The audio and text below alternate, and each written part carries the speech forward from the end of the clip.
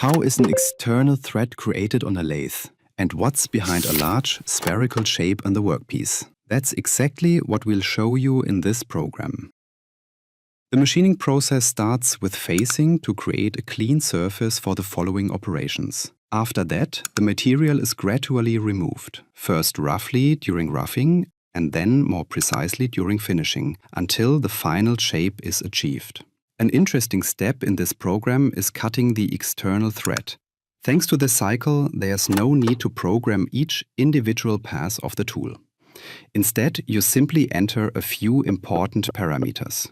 In this program, that means target diameter of the external thread 24 mm, thread depth Z-21.5 mm, thread pitch 2 mm per revolution, depth of cut per pass, meaning how much material the tool removes in a single pass, is 1.23 mm. Number of passes 8.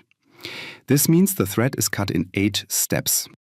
After completing the first side, the workpiece is reclamped, either automatically using a sub-spindle or manually in the simulation, for example with the command G30Q1.